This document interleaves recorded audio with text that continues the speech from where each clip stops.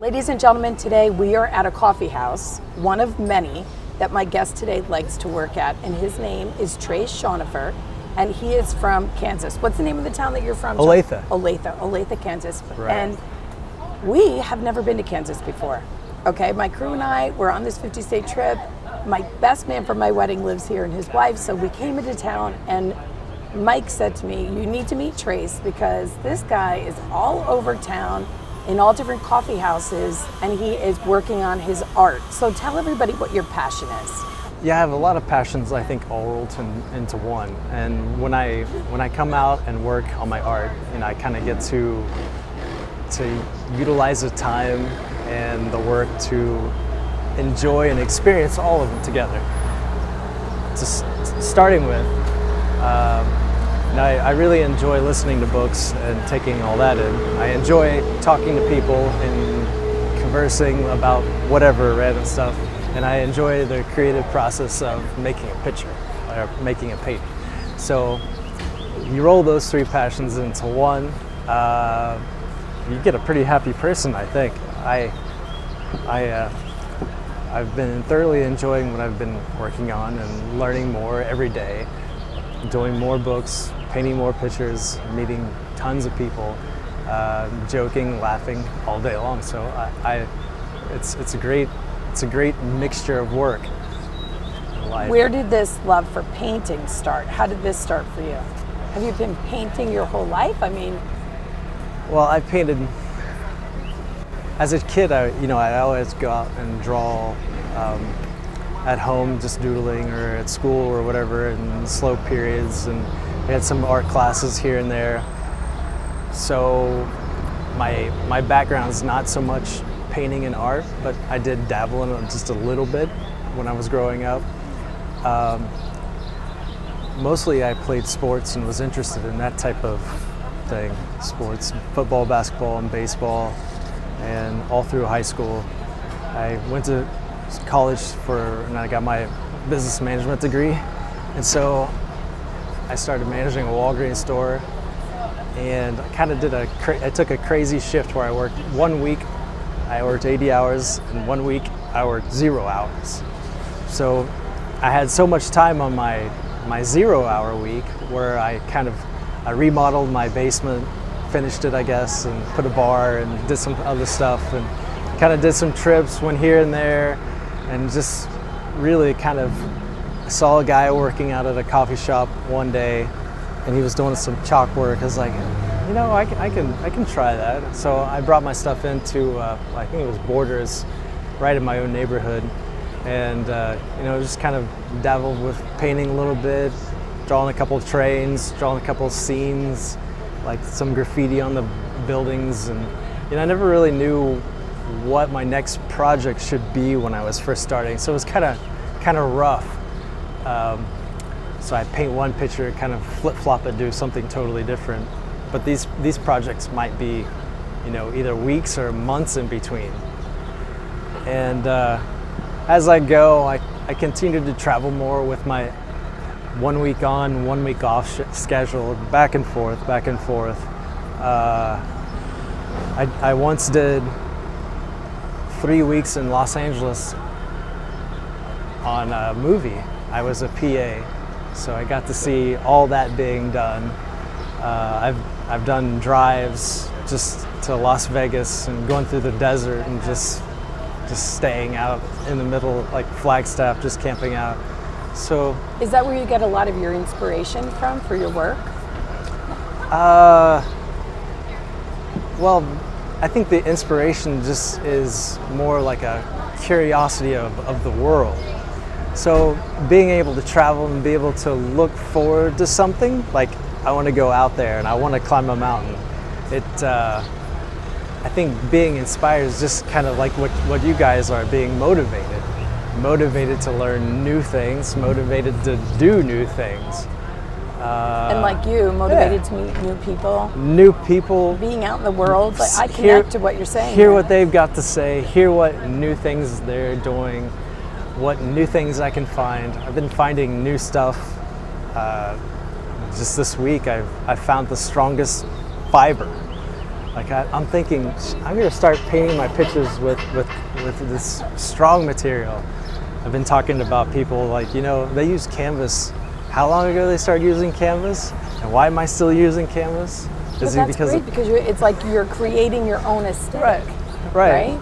So, your style, which seems like a perfect fit for somebody like you because you also like adventure and sports and things like that. And so it seems like it would be really representative of your personality, your person.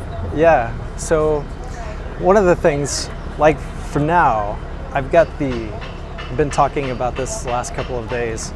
I've got my work schedule, my creative process down, like making the pictures and being motivated to work every day, motivated to get out of bed and see everybody and laugh and have a good time.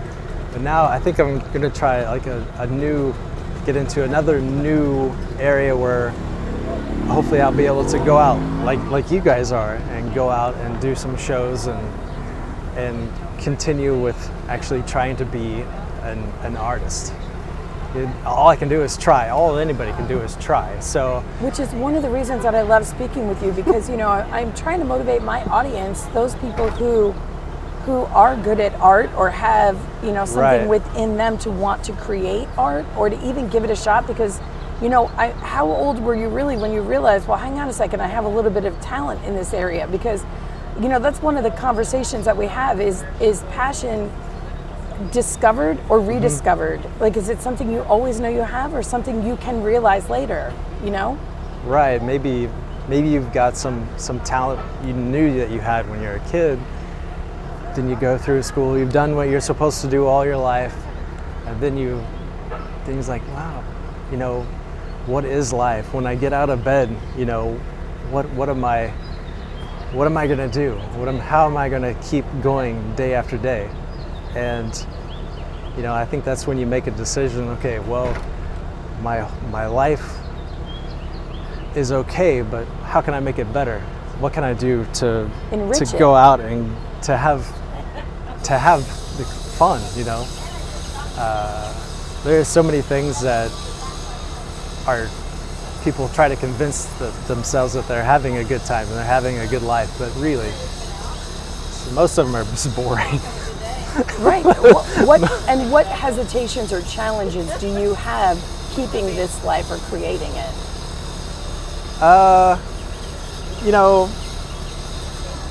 Basically with me personally, I need to start looking at the aspect of like actually capitalizing on my talent and turning my talent into some dollars, which I have not really done, like focused on that too much. I've just been in the process of creating and making, working on your art, being more like a painter and struggling through that. It's almost like a new college degree. Self-study. Yeah, self-study. So no art school, just business management school, managed for 12 years. So I've done the day in, day out work, even though my schedule was a little strange for 8.5 years. I still did the day in, day out. I've got to go do that. I've got to clock in and be in a spot all for 12 hours. I've done that type of thing, and driving back and forth through the city. Now I've spent 4 years like really working hard on the process of me actually creating, meeting, talking, discovering what new paths are out there. And at the same time, I still go out. I went to San Francisco last year to my first ballet. My first, I just snowshoed my first mountain, my first 14,000 foot peak I snowshoed, which was my fifth 14er.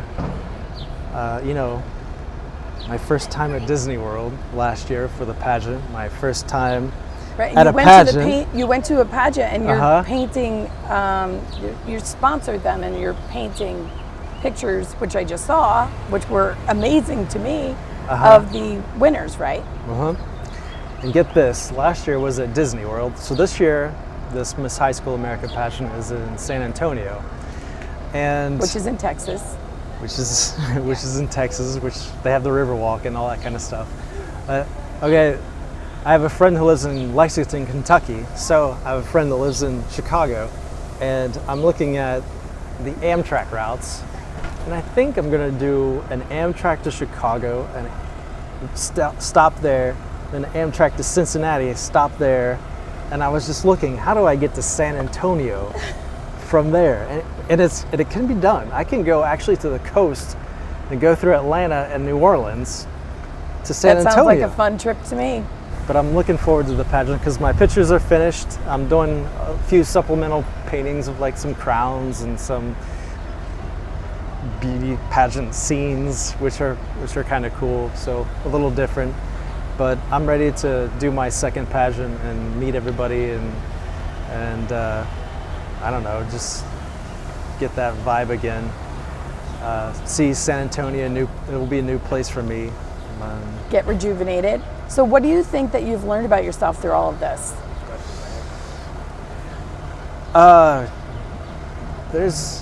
It seems like there's just so much more out there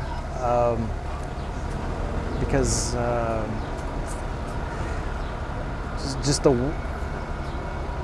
that's a good question. I guess the will to just keep on working, really. So keep on working and going towards a goal that, you know, there's no employer handing it out to you. So Being self-motivated, Yeah. self-driven. motivated, learning about people, taking care of your own self and asking for help is a big one. I never really like to ask anybody for any advice or help. So it's what I'm going through now, is trying to get, you know, maybe some help and some guidance on a path to do my Mentor? next step. A mentor? Maybe so. Maybe kind of like a colleague. So I always tell my audience that they should envision, explore, and then execute a plan. I mean, think about how your life has changed. Could you have envisioned this lifestyle for yourself when you're working 80 hours a week? That's a tough one. Yes and no. At the same time I was working, I was actually painting too, because it was a little different. I kind of cheated. Since I worked 80 hours a week, I worked 0 hours the next week. And so really the work week that was jammed was impossible. Basically, I went to the gym and I went to sleep and I went to work. Now, if you're doing something like that, like a hobby or something, you just have to slow down on work and just wedge in some time. But I was fortunate enough to have the other week where I could explore. And so I kind of, in a fashion, I took a career that, you know, I didn't have the most responsibility in the world. So I'm only responsible for when I'm actually in the building. And when I'm out of the building, someone else is taking my spot. So kind of a flip-flop. And I didn't really ever take any of my work home. So it was kind of an advantage in that sense. Because whenever I come home, I was done. So every day I couldn't continue to work on work. I understand a lot of people don't have that luxury, but it comes with, you know, certain limitations. Like I was obviously, one of my limitations was salary. And so there's not a good way to actually increase your salary too much when you have a position like that. Like sales and different things, people work constantly, home, office, travel, always at work. So yeah, I was fortunate to have that type of scenario, but it also come with, like, you know, making a modest income and just kind of living very easy. I like going to the gym. I like to travel once in a while. I like to not stay in the 4-star hotels, you know, kind of modest living. Is that the final advice you would give to everybody, is to live modestly and pursue your passion, or what would you tell them? I'd say, you know, definitely you have to live within your means, but you know, your passion's not really like an extra work, like I'm doing an extra work. You may not have a passion that is that. Your passion could be just like an interest, right? I have an interest to do like the 14ers, or I have an interest to walk up the coast, or I have an interest to see different things or to meet different people. So your passion definitely translates into an interest that makes you happy. So an interest that makes you happy you can't really quantify that with a dollar or a time or whatever. So I can't say that living modestly and humbly it has anything to really do with it. But if I was trying to squeeze 2 careers in, then yes, it might make more sense. But if me working hard in my office or in this allows me to take the European trip and see all the capitals of the world, you just have to do it, actually. The one thing is to not be afraid and just go out and do, and look forward to the things that you set your mind to, then actually put them into action. And I think that is what makes people happy in the end, and satisfied and gratified, and keeps them at work and keeps them motivated to keep going. Them knowing that they're actually going to get to do what they look forward to doing. Like when I was a kid, it's so different from a kid to an adult, because as a kid we look forward to Christmas, you look forward to your birthday, you look forward to going back to school, you look forward to getting out of school, and then you look forward to the different events within the school, like basketball and basketball tournaments and football, baseball.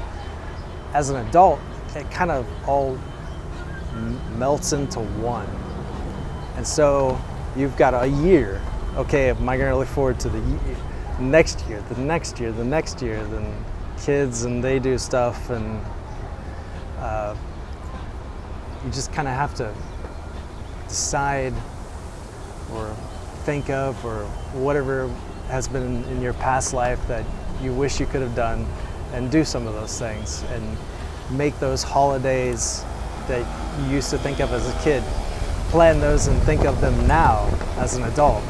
And it sounds like you're saying make every day something you want to look forward to, because it all blends together anyway, and all of a sudden it's next year and the year after, and what have you done that you've enjoyed? Yeah, good. Yeah, way to sum that up. I got it. Where can people go online to check out your work? I have a website set up, is traceartproject.com.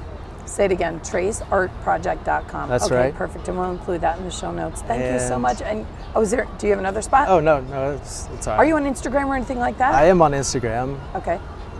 It's TM and then my last name, Shoenhofer. So are you trying to torture people? It's a tough one. I know. TMSCHOENHOFER. Yes, maybe you should make that one Trace Art Project as well. Maybe so. And I talk to you, and I talk to you, and I talk to you, and I talk to you, and we love, and we hate, and we demonstrate. We try to relate. This is my breakthrough. Whoa. Said now, this my breakthrough. Whoa. Oh man, this my breakthrough.